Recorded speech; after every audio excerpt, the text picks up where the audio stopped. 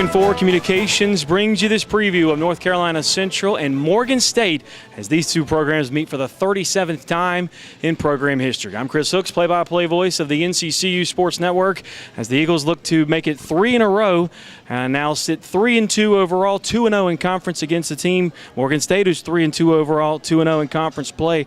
I don't think you could set up any better matchup for Week 6 of the MEAC season. Yeah, it's definitely going to be a showdown.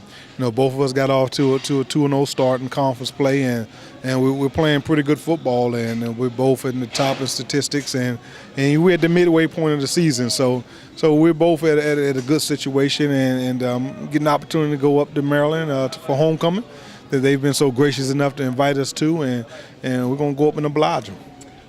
Chris Hooks with the head coach of the Eagles, Henry Frazier III. Again, you talk about momentum. Big win last week against South Carolina State. That's one of perennial powers of this league.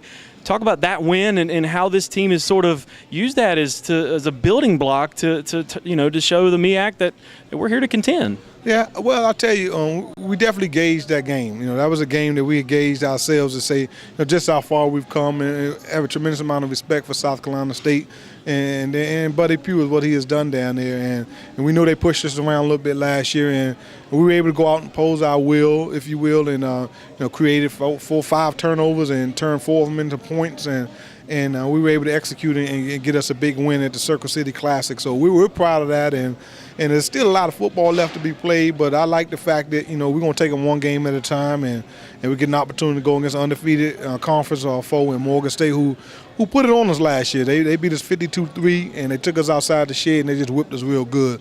So, we haven't played well against Morgan in 2 years. I think you told me they outscored us 110 to 20 or something like that. I don't know, but it's been really, really bad. So now, we have an opportunity to go up and represent our fans and our university and try to get us a win on the road. I like your number better because we've only scored 10 points in the last 2 meetings. But either way, Coach, it really seems like over the last couple ball games you've set a new standard. Savannah State, 28 points in the third quarter. South Carolina State, 30 points in the second quarter. I mean, it's just when you guys get going, it's a snowball effect, and it turns into an avalanche. It seems that way. You don't want to make a living off of just having a big quarter. You want to just kind of sustain, have really good play. But our play haven't been bad in those other quarters. It's just that we just took advantage of opportunities, and I think we're starting to be a very opportunistic football team, and which is a good thing, because we're not making a lot of mistakes when we're not scoring. We're just kind of managing the game, if you will, and I like that aspect of it. So 28 and 30 points in a quarter, that's pretty good. I'll take it though. It's interesting. You pointed out this will be the first time you get to coach near your hometown since 2003. That's got to be pretty cool for you. It is. I haven't coached in the state of Maryland since 2003, and I'm excited. I have pretty much my whole family going to be at the game, and my high school coaches, football and basketball, my college coach going to be there, and it is exciting, and I'm looking forward to it. Looking at Morgan State, they've got some very talented pieces. Davidson leads the league in rushing as far as individuals are concerned. I mean, he's a heck of a running back. We saw it last year. He certainly put it to us. He did. And I think a lot of the things, I mean, you can't take anything away from Morgan, but a lot of the success they had on the ground was basically from us alignment. We wasn't even in the right position to stop the plays that Morgan was running.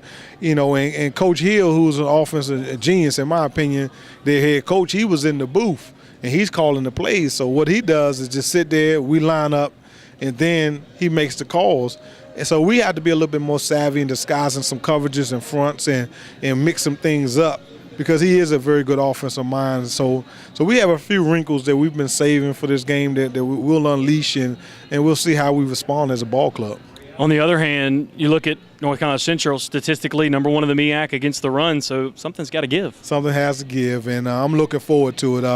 I like our run defense. I think again we bring that hammer on when we know it's a run, and I think a lot of it has to do with the improved play of John Drew.